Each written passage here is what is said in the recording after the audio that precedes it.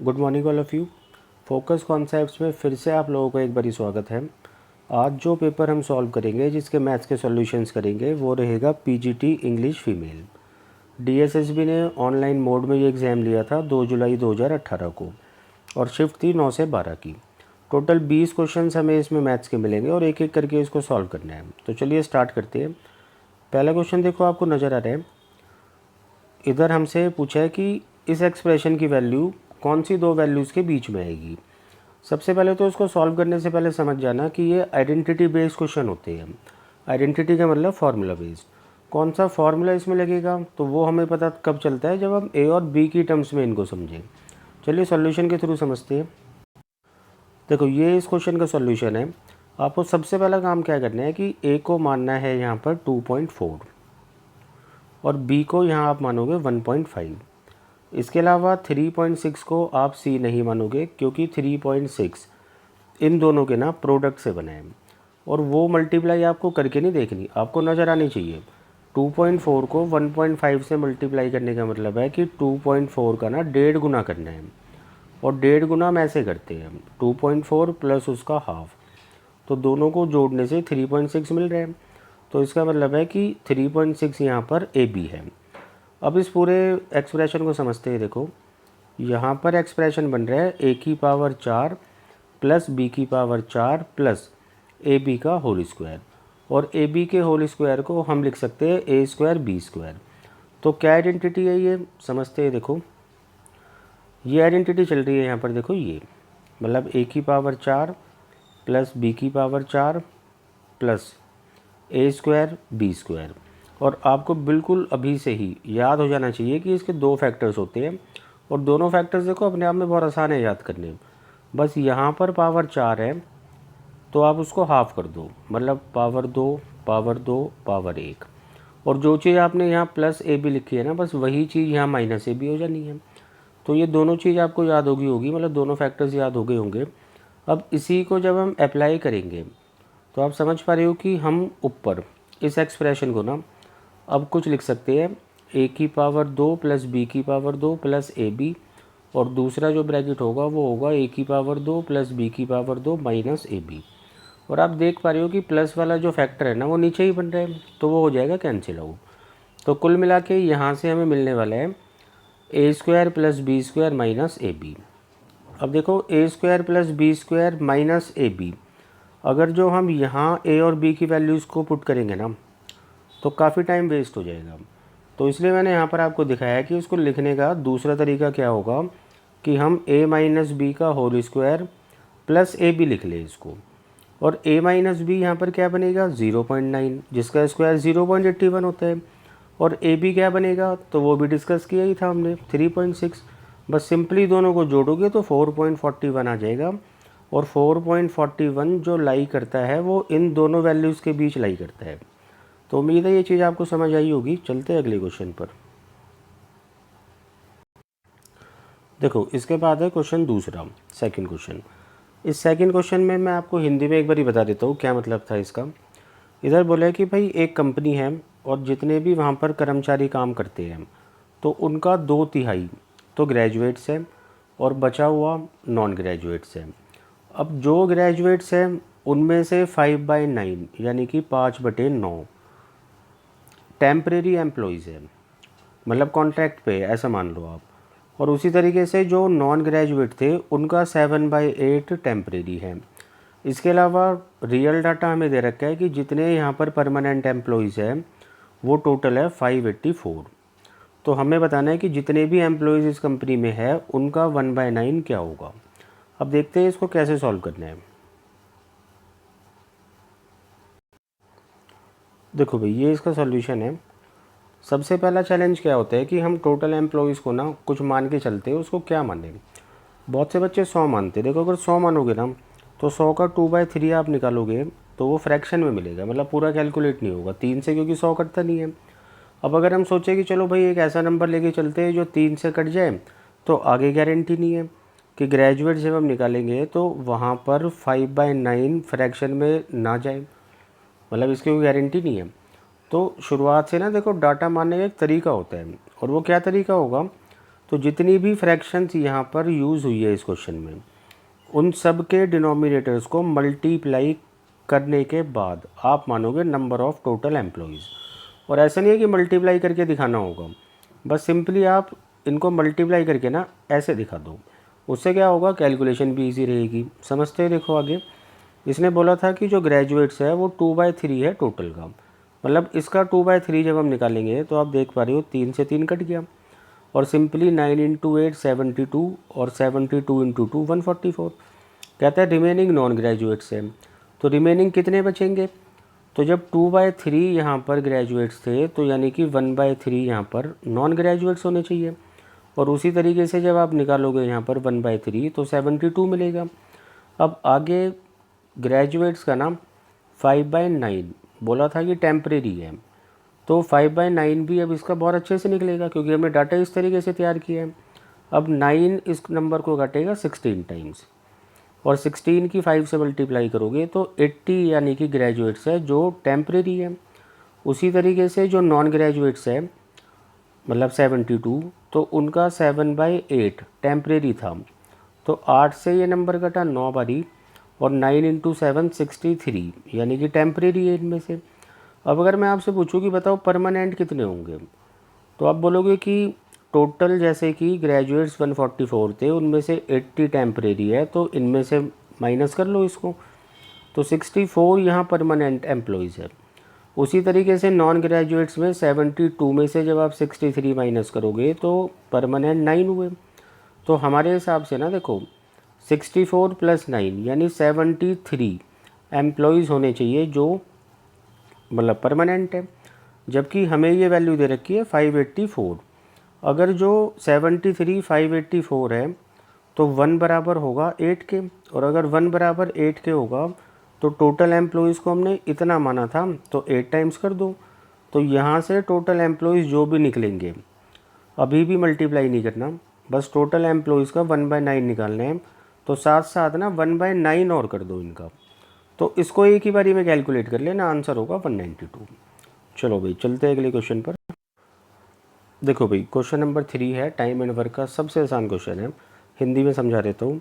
कहता है ए और बी किसी काम को 30 और 35 दिनों में कर सकते हैं, मतलब 45 दिनों में।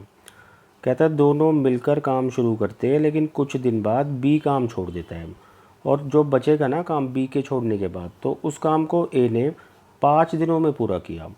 तो बताओ बी ने कुल कितने दिन काम किया। क्या होगा इसका सोल्यूशन, समझते हैं। देखो भाई सबसे पहले टाइम एंड वर्क के किसी भी क्वेश्चन में आपको पता है कि वर्क बनाना होता है, और वर्क बनता है इनके एलसीएम से।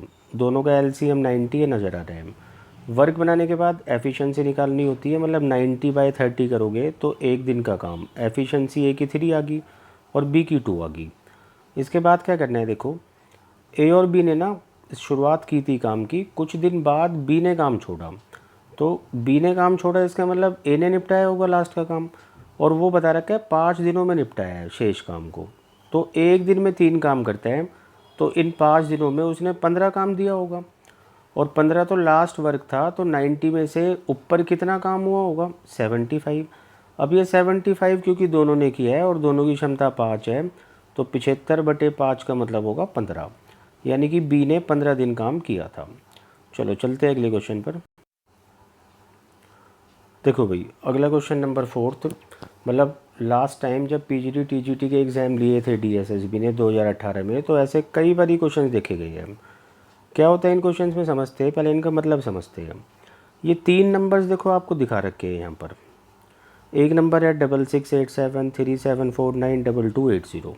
कहता है कोई एक नंबर है, जब इन तीनों को डिवाइड करता है ना तो कुछ रिमाइंडर्स बचाता है।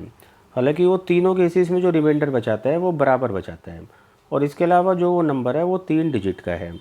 तो वो जो बराबर रिमाइंडर बच रहा था ना, वो कितना बच रहा था ये हमसे पूछा है। चलते हैं इसके सॉल्यूशन पर। देखो भाई बहुत से बच्चों को पता होगा कि ऐसे केस में क्या करना होता है कि अगर हम निकालना चाहते हैं वो नंबर, तो हमें 3 नंबर है, तीनों का डिफरेंस लेना होता है। पहला डिफरेंस, दूसरा डिफरेंस और ये तीसरा डिफरेंस। तीनों डिफरेंसेस इतने इतने बनेंगे। अच्छा, इन डिफरेंसेस का जो HCF होता है वही आंसर हो जाता था, बट यहाँ पर नहीं होगा। क्योंकि उसने बोला है कि वो जो नंबर डिवाइड करता है ना वो 3 डिजिट का नंबर है। अगर जो HCF भी 3 डिजिट का बना तो वो वही नंबर होगा, और अगर HCF 3 डिजिट का नहीं बना तो फिर हमें उस HCF के ना फैक्टर्स लेने होंगे। तो जैसे कि मैंने आपको बताया कि इन तीनों नंबर्स का हमें HCF लेना है, तब जाकर वो नंबर हमें मिलता है कि जो इन तीनों को डिवाइड करके बराबर रिमाइंडर बचाता है। अब तीनों का HCF कैसे लें? देखो नंबर्स बड़े हैं और HCF निकालने के बहुत सारे तरीके होते हैं, उनमें से एक मैं आपको बता देता हूँ, मिनिमम डिफरेंस मेथड। आपको क्या करना है कि दो ऐसे नंबर्स को पकड़ना है जिनके बीच का डिफरेंस सबसे कम हो, और वो मुझे नज़र आ रही है कि ये दोनों नंबर्स हैं। तो इन दोनों नंबर्स का डिफरेंस ना देखो 1469 बनेगा। अब अगर जो 1469 इन तीनों को डिवाइड कर देता है तो वही HCF है, और अगर नहीं कर पाता तो 100% एक ऐसा नंबर HCF होगा जो इसका फैक्टर हो। तो 1469 इन तीनों को डिवाइड कर पा रहा है या नहीं, तो ये बिल्कुल विजिबल है। अब बड़े ध्यान से देखो, 1469 का टेबल पढ़ना कोई मुश्किल थोड़ी ना है। अगर मैं आपसे कहूँ कि इसको डबल करूँ तो आप कहोगे 1400 का डबल 2800 और 69 का डबल होता है 138, यानी कि 2938। तो देखो ये बन रहे हैं, ये तो 1469 है ही, और ये भी 1469 का ना थर्ड मल्टीपल है, यानी इन तीनों को 1469 डिवाइड कर पा रहे हैं। तो HCF 1469 है, बट वो नंबर 1469 नहीं होगा क्योंकि वो नंबर तो 3 डिजिट का है। तो अगला काम क्या करना होगा, इस 1469 के ना फैक्टर्स बनाने होंगे, और बहुत ही लिमिटेड फैक्टर्स है इसके। देखो सिर्फ 2 ही फैक्टर्स हैं। कौन कौन से फैक्टर्स है? एक तो देखो 13 है और एक 113 है। तो 113 हमें यहाँ से मिल रहा है 3 डिजिट का, तो बस वो नंबर ना 113 है यहाँ पर। और अब पूछा है हमसे रिमाइंडर, तो हम किसी भी एक नंबर को पकड़ के 113 से डिवाइड कर दें, और जो भी रिमाइंडर होगा वही हमारा आंसर होगा। तो बस वही मैंने यहाँ किया है। किसी भी एक नंबर को आप सबसे छोटे नंबर को डिवाइड करा सकते हो, इसको करा सकते हो, तो आपको रिमाइंडर इतना मिलेगा। चलो चलते हैं अगले क्वेश्चन पर। देखो भाई समझते हैं बहुत जल्दी से। 5th क्वेश्चन मेंसुरेशन का है। कहता है एक तो स्क्वायर है और एक इक्विलेटरल ट्रायंगल है। स्क्वायर में चारों साइड्स बराबर होती है और इक्विलेटरल में तीनों साइड्स बराबर होती है। दोनों के पेरीमीटर बराबर है। उसके बाद कहता है कि ए और बी यहाँ पर उन सर्कल्स का एरिया है जो स्क्वायर और इस ट्रायंगल को घेरते हैं। मतलब स्क्वायर के बाहर एक सर्कल जो बन रहा है, इस सर्कल का एरिया ए है, और दूसरा ट्रायंगल, जो ट्रायंगल के बाहर सर्कल बन रहा है, इस सर्कल का एरिया बी है। तो हमसे पूछा जा रहा है इन्हीं सर्कल्स के एरिया का क्या रेशियो बनेगा। समझते हैं, देखो उसका सॉल्यूशन। देखो भाई सबसे पहली बात ये है कि दोनों के पेरीमीटर्स बराबर हैं, तो इसीलिए मैंने स्क्वायर की एक साइड को 3 मान लिया और इक्विलेटरल ट्रायंगल की एक साइड को 4 मान लिया। उससे क्या होगा कि जो होता है स्क्वायर का पेरीमीटर वो क्योंकि 4 × 3 होगा 12, तो उसी तरीके से इक्विलेटरल ट्रायंगल का एरिया भी 3 × 4 12 होगा, वो आपस में बराबर हो जाएंगे। उसके बाद जैसे कि मैंने आपको समझाया था कि 2 सर्कल्स यहाँ बने हैं, एक तो स्क्वायर के बाहर और दूसरा इक्विलेटरल के बाहर, और इन्हीं दोनों के एरियाज़ का रेशियो हमने निकालना है। तो देखो आपको पता क्या होना चाहिए कि सर्कल का एरिया निकलता है पाई आर स्क्वायर से। हालांकि पाई तो दोनों जगह कॉमन टर्म है और वो आपस में कैंसिल आउट भी हो जाएगी। तो हमें चाहिए इन दोनों सर्कल्स की रेडियस। अब जो स्क्वायर के केस में बाहर बनता है सर्कल, तो उसकी रेडियस ना देखो ये होती है साइड ऑफ स्क्वायर बाय √2। और वो क्यों होती है देखो मैं बता देता हूँ। ये जो है ना ये लाइन, ये स्क्वायर के लिए तो होगी डायगोनल, और डायगोनल का फॉर्मूला आपको पता है √2 इंटू में साइड ऑफ स्क्वायर। और साथ साथ ना देखो ये सर्कल के लिए डायमीटर है, और डायमीटर को हम बोलते हैं 2r। तो यहाँ से आपको रेडियस कितना मिलेगा, ये 2 बस उठा के आप यहाँ ले आओ, यहाँ से हटा दो, और उसके बाद 2 जो है ना वो √2 टाइम्स कटेगा। तो इसलिए मैंने s/√2 लिखा है। ये चीज़ देखो अगर आपको नहीं भी समझ में आई तो आप याद कर सकते हो कि ऐसे सर्कल्स का जो एरिया निकलता है वो r² से निकलता है, और दोनों की रेडियस क्या होती है वो दोनों केस मैंने यहाँ समझा रखे हैं। स्क्वायर के केस में रेडियस ये होगी, और इक्विलेटरल के केस में आपकी जो रेडियस होगी वो होगी r/√3। अब जैसे कि साइड ऑफ स्क्वायर और साइड ऑफ इक्विलेटरल हमने मान रखी है 3 और 4, तो उन्हीं को यहाँ पुट करते हुए आपको रेडियस मिल गई, और रेडियस मिलने के बाद एरिया निकालने हैं, पाई से पाई कैंसिल आउट, आगे सॉल्व करोगे तो बिल्कुल आसानी से आपको मिल जाएगा 27:32। चलते हैं भाई अगले क्वेश्चन पर। देखो अगला क्वेश्चन नंबर 6 है टाइम एंड डिस्टेंस पर। अच्छा क्वेश्चन है, समझा रहे तो इसमें क्या बोले हैं, दो प्लेसेस है ए और बी, दो स्थान ए और बी, दोनों के बीच की दूरी आपको बता रखी है 84 किलोमीटर। अब दो आदमी हैं पी और क्यू, दोनों ए से चलना शुरू करेंगे और उनका डेस्टिनेशन जो गंतव्य स्थान है वो है पॉइंट बी। पी चलता है 8 की स्पीड से और क्यू चलता है 6 की स्पीड से। और करना क्या है इनको कि जैसे आपको नज़र आ रहा होगा पी की स्पीड ज़्यादा है तो वो पहले पहुँचेगा पॉइंट बी पर, तो पॉइंट बी पर पहुँचने के बाद ना उसको वापस मुड़ना है ए की ओर, और इस प्रोसेस में वो दोनों एक पॉइंट पर मिलेंगे, पॉइंट के ऊपर, सॉरी पॉइंट सी पर। तो आपको ये बताना है कि ये जो सी पॉइंट है ना, मतलब ए से सी तक का डिस्टेंस और इस पॉइंट सी से बी, ये दोनों डिस्टेंसेस का रेशियो क्या होगा। चलो समझते हैं इसको सोल्यूशन के थ्रू। देखो भाई क्वेश्चन सॉल्व करने से पहले हम इस लाइन का मतलब समझेंगे। क्या मतलब है इस लाइन का? इस लाइन का मतलब सिर्फ इतना सा है कि अगर जो दो लोग बराबर समय के लिए चले, जैसे मान लो मैं भी 4 घंटे चलूँ, आप भी 4 घंटे चलो, तो हम जो डिस्टेंस चलेंगे ना उस डिस्टेंस का वही रेशियो होगा जो रेशियो हमारी स्पीड्स का है। अगर मेरी स्पीड आपसे डबल है तो सीधी सी बात है बराबर टाइम चलने के लिए, मतलब बराबर टाइम के लिए चलने पर मैं आपसे डबल ही डिस्टेंस चलूँगा। सिर्फ इतनी सी बात मैंने यहाँ से समझाई है। अब समझते हैं इस क्वेश्चन को। जैसे कि ए और बी के बीच में 84 किलोमीटर डिस्टेंस है और ये पॉइंट सी है आपका, तो ये सी पॉइंट का मतलब है कि पी गया था इतना और फिर वापस आया इतना। तो इतने टाइम में ही ना जो दूसरा आदमी क्यों हुआ है वो रेंगता रेंगता यहाँ तक पहुँचा। तो हमें अब क्या करना है, देखो ए सी और सी बी इन डिस्टेंसेस का रेशियो पता करना है। तो सबसे पहली बात जो आपको यहाँ समझनी है वो ये है कि 8:6, क्योंकि इनकी स्पीड्स का रेशियो है तो वही डिस्टेंस का भी होगा।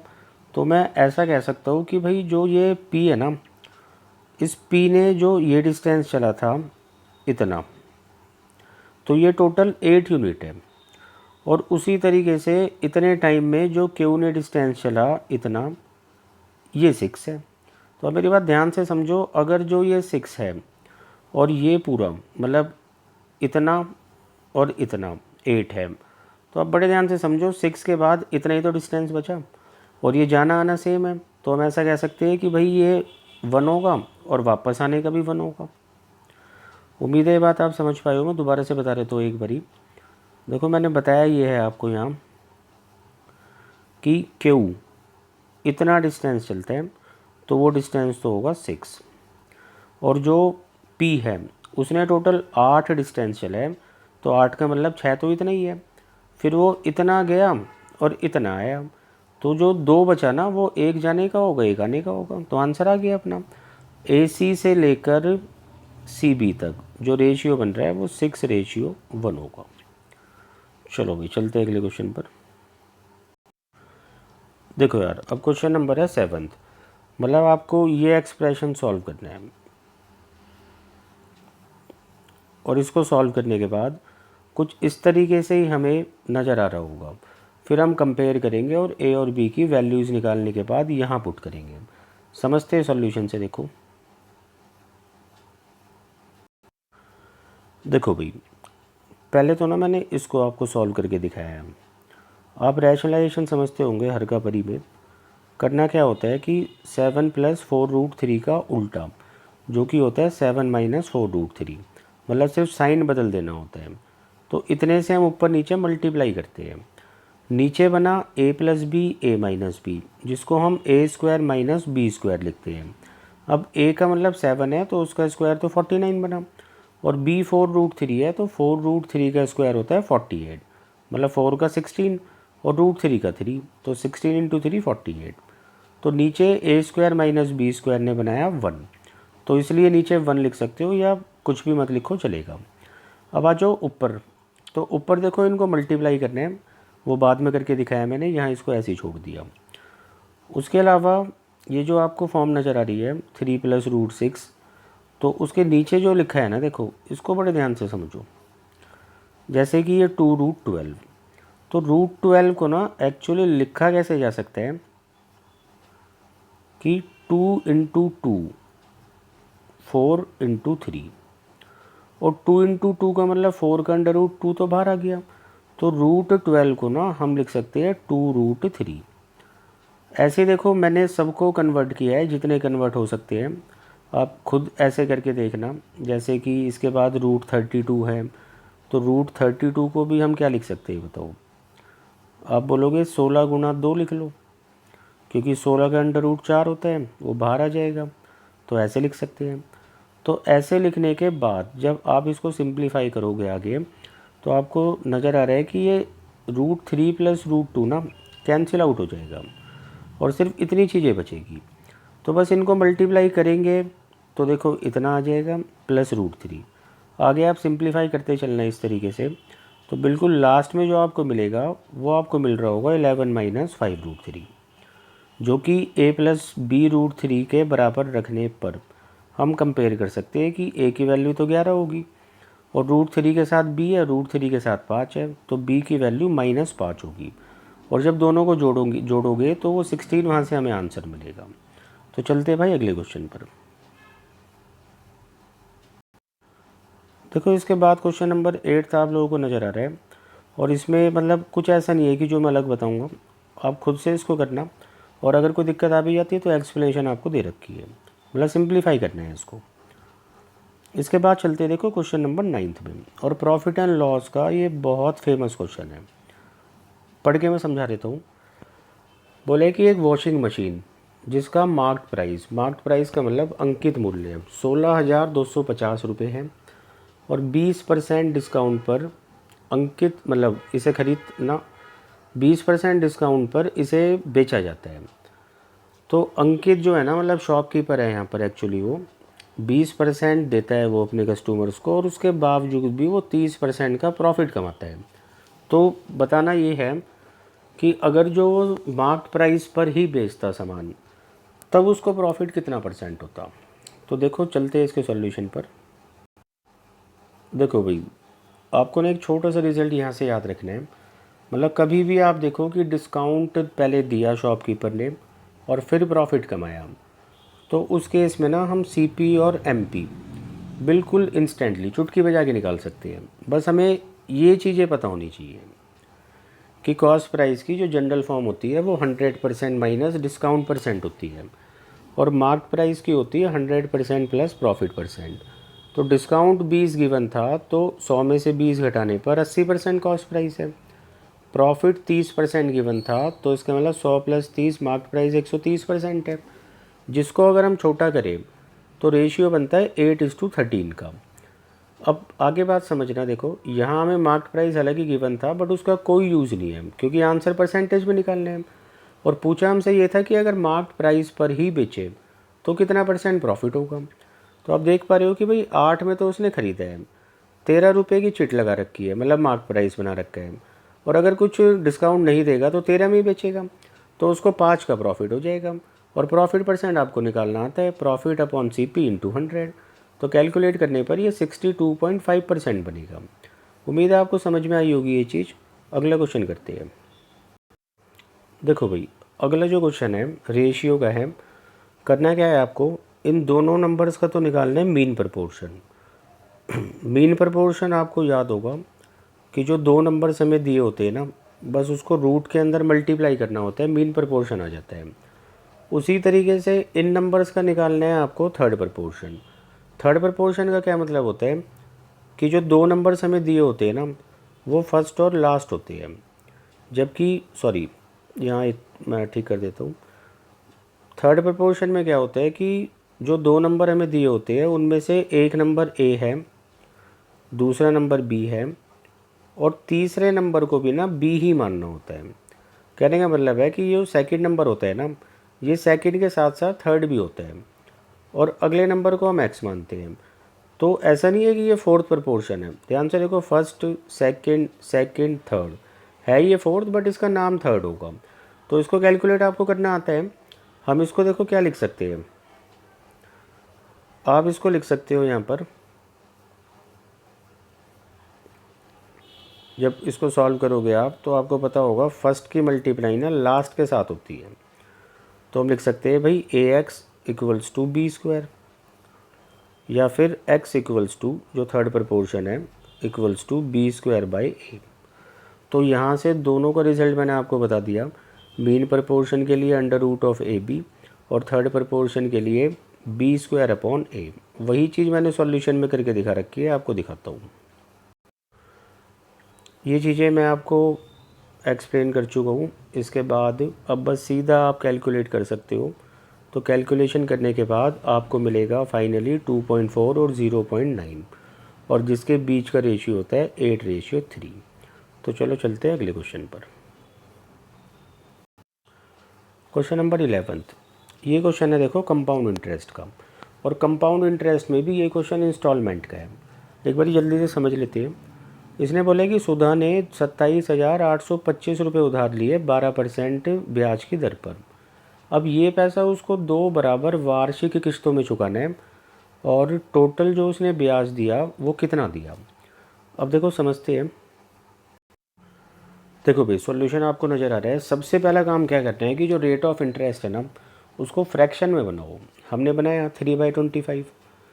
इसके बाद 3/25 का मतलब क्या होगा कि भाई अगर 25 रुपये प्रिंसिपल है तो 3 रुपये ब्याज होगा। कहने का मतलब है कि अगर 25 रुपये को हम चुकाएं तो वो 3 रुपये ब्याज लग कर जाएगा, यानी कि 28 रुपये की किस्त जाएगी पहली। उसी तरीके से जो सेकेंड इंस्टॉलमेंट है वो 2 साल बाद जाएगी। तो 2 साल बाद का मतलब होगा कि हम इसी का ना स्क्वायर कर दें। अगर यहाँ पर थर्ड इंस्टॉलमेंट भी होती तो हम इन नंबर्स का क्यूब कर लेते। इसके बाद अब क्या करना है आपको कि जैसे कि आपने स्क्वायर किया तो स्क्वायर करने के बाद ना देखो मैंने इसको दोबारा से लिखा है, और दोबारा से लिखने के बाद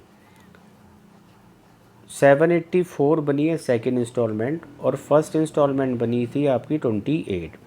जबकि हमें बताया गया था कि भाई दोनों वार्षिक बराबर किस्तें हैं, तो इसलिए इंस्टॉलमेंट को ना बराबर करना है। एक तो इस 28 को और एक इस 784 को बराबर करने के लिए क्या करना होगा कि ऊपर वाले 28 को ना 28 से मल्टीप्लाई कर दो, और जब ऊपर आप 28 से मल्टीप्लाई करोगे तो सीधी सी बात है उतने ही टाइम्स प्रिंसिपल भी हो जाएगा। तो ये चीज़ देखो मैंने यहाँ दिखा रखी है कि अगर जो पहली इंस्टॉलमेंट 784 रुपये की गई है तो उसमें से लिया गया पैसा प्रिंसिपल उतरा है 700, तो इंटरेस्ट 84 उतरा। सेकेंड इंस्टॉलमेंट 625 रुपये हमारे जा रहे हैं 784 रुपये बनकर, यानी कि टोटल इंटरेस्ट 159 गया। तो इन दोनों को टोटल आप करोगे ना तो रेशियो में आप बोलोगे 243 इंटरेस्ट दिया है हमने। अब आ जाओ आगे कि ये जो टोटल प्रिंसिपल आपका बन रहा है ना, मतलब 1325 दोनों को जोड़ने से, इसकी वैल्यू हमें गिवन है 27,825। तो बस अभी हमें इतने यूनिट्स की वैल्यू निकालनी है। तो 27,825 बटे इतना इंटू में 243 सॉल्व करोगे आंसर आ जाएगा। चलते हैं अगले क्वेश्चन पर। देखो भाई अगला क्वेश्चन फिर से CI और SI पर है। आपको 10% रेट ऑफ इंटरेस्ट पर 10% ब्याज की दर पर CI और SI का 2 वर्षों का अंतर दे रखा है 620.25। हालांकि यहाँ से सारी चीज़ें बदल गई। कैलकुलेशन मान लो आपकी डबल होगी। कंपाउंडेड हाफ ईयरली में आप समझते हो कि ब्याज साल में ना देके 6 महीने में देके आना होता है, और साल में तो आदमी एक बार ही जाएगा लेकिन 6 महीने में 2 बार ही जाएगा। तो इसलिए 2 बारी में ना मतलब 2 साल में वो 4 बारी ब्याज देगा। और कितने परसेंट से देगा, तो वो देगा 5% से, क्योंकि 10% तो 12 महीने की दर है, 6 महीने की 5%। तो एक तरीके से ये क्वेश्चन 5% ब्याज की दर पर 4 साल का बन रहा है। कैसे इसको हैंडल करना है समझते हैं। देखो भाई ये चीज़ें मैं आपको समझा चुका हूँ कि रेट ऑफ इंटरेस्ट 5% रहेगी, टाइम 4 बार ही रहेगा। तो फिर से जैसे कि मैंने आपको बताया था कि आप सबसे पहले फ्रैक्शन बनाओगे जो कि 1/20 बनती है। और अगर मैं कंपाउंड इंटरेस्ट निकालूँ तो उसका एक तरीका क्या होता है कि हर साल ना प्रिंसिपल और अमाउंट का सेम रेशियो बनता है CI में। हम कह सकते हैं कि भाई एक साल में जो 20 रुपये है प्रिंसिपल, तो 1 रुपये ब्याज लगकर हमारे 21 रुपये हो जाएंगे बैंक में, और ऐसा 4 साल तक चला। तो इसलिए आप सिंपली पावर 4 लगा सकते हो, जो कि बनेगी 20 की पावर 4 और 21 की पावर 4। 20 की पावर 4 देखो कैलकुलेट करना आसान है, 1,60,000, और 21 का क्यूब बच्चों को याद रहता है, बट अगर 21 की पावर 4 भी आप याद रखोगे तो आपके लिए काम आसान होगा, मतलब आगे भी ये चीज़ें आपको रिपीट मिलेगी। तो यहाँ से देखो 21 की पावर 4 इतना होता है, दोनों का डिफरेंस हमने किया तो वो इतना आ गया। तो डिफरेंस का मतलब होता है ब्याज। तो 4 साल का कंपाउंड इंटरेस्ट तो बना 34,481। अब 4 साल का सिंपल इंटरेस्ट कितना बनेगा, तो वो हमने देखो यहाँ से कैलकुलेट कर लिया कि principal into R/100 into time. अब ऐसा ही यहाँ से 32,000 आ रहे हैं, तो डिफरेंस हमारे हिसाब से तो भाई इतना बना। हालांकि डिफरेंस हमें दे रखा है कि इतना नहीं है, डिफरेंस है इतना 620.25। तो आप देख पा रहे हो, ये आपको नज़र भी आ रहा होगा कि इसका ना ये नंबर चौथाई हिस्सा है। और अगर एक यूनिट की वैल्यू 1/4 आ रही है आपकी, तो प्रिंसिपल आपसे पूछा जा रहा है जो कि आपने इतने यूनिट बना रखा है, तो इसका भी एक चौथाई करोगे तो आंसर होगा 40,000। चलो भाई चलते हैं अगले क्वेश्चन पर। देखो इसके बाद क्वेश्चन नंबर 13 HCF का क्वेश्चन है, समझा देता हूँ इसका क्या मतलब है। कहता है 2 नंबर्स है और दोनों ही नंबर 4-4 डिजिट के हैं, जबकि उनका HCF 103 है, उनका LCM 187 टाइम्स है HCF का। और HCF क्योंकि 103 है तो हम कह सकते हैं जो LCM होगा ना वो 187 इंटू 103 होगा। तो ये हमें LCM दे रखा है और कहता है कि उन दोनों नंबर्स के बीच का डिफरेंस बताओ। चलो देखते हैं कैसे कैलकुलेट करना है। देखो भाई सबसे पहली बात जो आपको समझनी है ना वो ये समझनी है, HCF का काम असल में होता है नंबर्स बनाना। जितना भी HCF है, जैसे 103 है तो हमने मान लिया 103A ये पहला नंबर है और 103B है दूसरा नंबर। और ये चीज़ ध्यान रखना, A और B जो होंगे ना यहाँ पर वो ऐसे नंबर्स होंगे जो एक दूसरे को ना काट पाए, यानी कि कोप्राइम। आगे चलते हैं। HCF का काम सिर्फ और सिर्फ नंबर बनाने का था, वो हमने बना दिए। अब इन्हीं नंबर्स के हिसाब से ना हम LCM निकालेंगे, क्योंकि हमें LCM गिवन है। तो हमारा जो LCM बनेगा वो कितना बनेगा 103AB। जो नंबर कॉमन होता है उसको एक ही बारी लिखते हैं और अदर फैक्टर उसको मल्टीप्लाई करना होता है। तो 103AB हमारा LCM बनना चाहिए, बट वो है इतना, ये चीज़ मैंने आपको समझा दी थी। अब यहाँ से आप AB की वैल्यू निकाल सकते हो जो कि 187 बनेगा। और जैसे कि मैंने आपको बताया था कि 187 ऐसे दो नंबर्स को मल्टीप्लाई करने से बना है जो एक दूसरे को ना काट पाए। अब आप बोलोगे ऐसे तो दो नंबर ये भी हो सकते हैं, ये भी दोनों को प्राइम है, इन नंबर्स को हम ले तो सकते थे, बट कंडीशन ख़राब हो जाती। कंडीशन में हमें बोला था कि भाई दोनों नंबर्स 4 डिजिट के होने चाहिए। और आप समझ रहे हो कि जब 103A को मैं लिखूँगा 103 इंटू 1 तो वो 103 बनेगा, यानी नंबर 3 डिजिट का रह जाएगा। तो दो ऐसे फैक्टर सोचो जो 4 डिजिट के भी बने रहे। तो 187 को दूसरा तरीका जो होता है लिखने का वो होता है देखो 17 इंटू 11। तो पहला नंबर होगा 103 गुणा 17 और उसी तरीके से जो दूसरा नंबर होगा वो होगा 103 गुणा 11। अब हमें इन दोनों नंबर्स का डिफरेंस लेना है और डिफरेंस लेते टाइम ना फिर से इन नंबर्स को मल्टीप्लाई मत करना। इन दोनों का डिफरेंस लेने का मतलब है कि 103 तो कॉमन चला गया और with in bracket 17 minus 11 that is मतलब 17 माइनस 11 डेट इज़ 6। और 103 को 6 से मल्टीप्लाई करोगे तो दोनों के बीच का डिफरेंस होगा 618। चलो भाई चलते हैं अगले क्वेश्चन पर। देखो भाई अगला क्वेश्चन नंबर जो 14 है इसमें एक तो थी करेक्शन। करेक्शन क्या थी कि ये गलत लिखा हुआ है, इसको कैसे सही लिखना है समझते हैं। देखो सॉल्यूशन, तो करेक्शन ये थी इसमें कि जो 3 बार लिखा था ना इस तरीके से वो असल में क्यूब रूट था, मतलब वो इस रूट की पावर थी। और दूसरी गलती ये थी कि जो ये बार लगा हुआ है 37 ये 037 पे होना चाहिए। तो ये गलती आप ठीक कर लेना। उसके बाद कैसे कैलकुलेट करना है देखो मैं बता देता हूँ। आपको ये चीज़ पता होगी कि इसको P/Q की फॉर्म में कैसे लिखना होता है। वो ऐसे लिखना होता है कि 37 अपॉन में उतने नंबर ऑफ नाइन्स जितने डिजिट्स पर बार है। तो 3 पर बार है इसलिए 999। आप इसको काटोगे तो 1/27 आ जाएगा, उसका क्यूब रूट 3 होता है। यहाँ आप कैलकुलेट करोगे, ऐसे ही कैलकुलेट करना है कि भाई एक एक डिजिट पर बार है तो सबके लिए नीचे 999 आता चलेगा। तो बहुत आसानी से आप इसको कैलकुलेशन को कर सकते हो और आंसर आपको मिलेगा 4/3। 4/3 का मतलब होता है 1.33333, जिसको हम बार लगा के लिख सकते हैं। अब सीधा आ जाओ DI के क्वेश्चंस पर।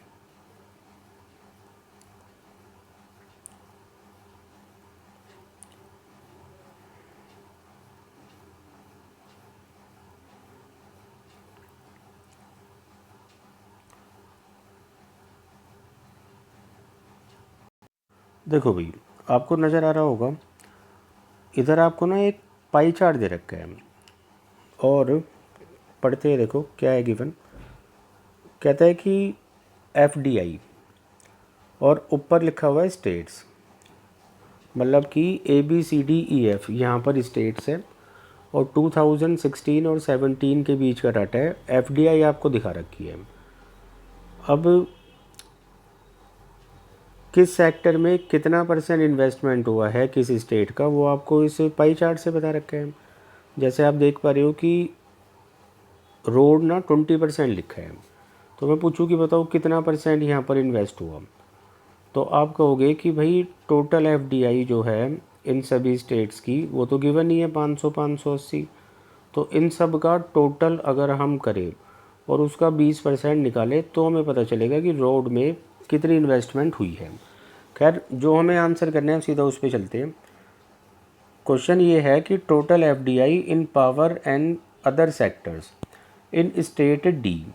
अब देखो, आपको नज़र आ रहा होगा पावर और अदर सेक्टर्स में मिलाकर कितना नज़र आ रहा है, बताओ। ये पावर है और ये अदर सेक्टर है, तो आप बोलोगे 32%। तो ऐसा नहीं है कि 32% अब हम अलग अलग निकाले, 22 अलग निकाले, 10 अलग निकाले, हम सीधा ही 32% निकाल लें किसका, स्टेट D का। अच्छा, स्टेट D कितना है, तो स्टेट D है देखो 450, तो 450 का आप 32% निकालोगे नहीं, सिर्फ उसको दिखाओगे कि 450 इंटू में 32%। उसी तरीके से FDI आपको दिखानी है IT सेक्टर में, और वो C और E की मिलाकर। अब देखो, समझो इसको,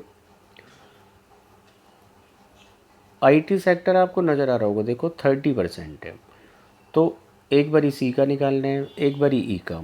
या फिर हम क्या कर सकते हैं कि भाई C और E की FDI जोड़ ले पहले। C और E की FDI अगर आप देखोगे 660 और 440, जो कि 1100 बन रही है, तो हम एक ही बारी में 1100 का 30% निकाल लें।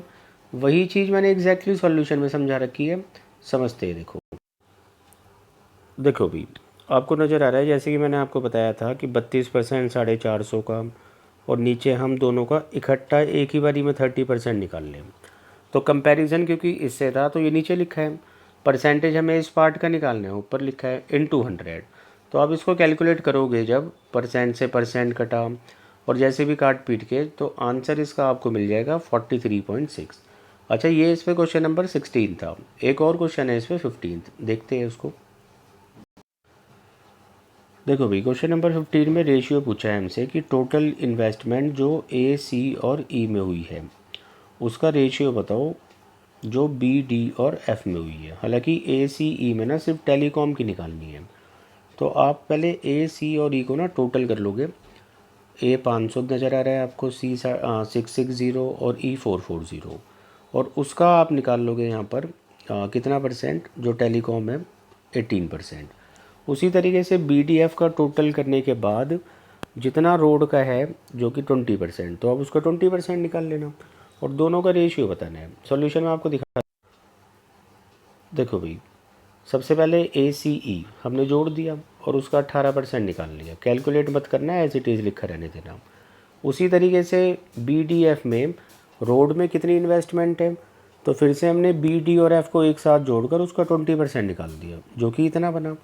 अब बस फाइनली दोनों के बीच का रेशियो निकालना है और बहुत आसानी से वो कैलकुलेट हो जाएगा 12:13। तो 2 क्वेश्चन इस डाटा पे थे। इसके बाद देखते हैं अगले 2 क्वेश्चन कौन से हैं। देखो भाई, इसके बाद जो 2 क्वेश्चन है, मतलब वो बेस्ड है इस ग्राफ पर, और ये बिल्कुल आसान सा है, मतलब आप खुद भी कर सकते हो। देखो, ये जो ब्लू है ये डिमांड है, और ये जो ऑरेंज है ये प्रोडक्शन है, और 6 कंपनीज़ है ABCDEF। अब क्या पूछा है इसने, कहता है जो डिमांड है कंपनी D और E की मिलाकर। देखो, डिमांड आप देख सकते हो जो कि ब्लू को रिप्रेजेंट कर रहा है। D में आपको नज़र आ रहा होगा 400 है। उसी तरीके से आप E में भी देख लेना, दोनों को जोड़ने हैं, और वो कितना % है किसकी कंपैरिजन में, A, B, C और F की। तो देखो भाई सॉल्यूशन दिखाता हूँ आपको। देखो ये इसका सॉल्यूशन है। जैसे कि डिमांड ऑफ डी एंड ई मिलकर 400 प्लस प्लस 350 यानी कि 750 बना रहे हैं। और प्रोडक्शन हमसे पूछा था ए बी सी एफ, तो वो 1500 है। तो 750 15 का कितना परसेंट है, सिर्फ ये पूछा था, तो आंसर होगा 15%।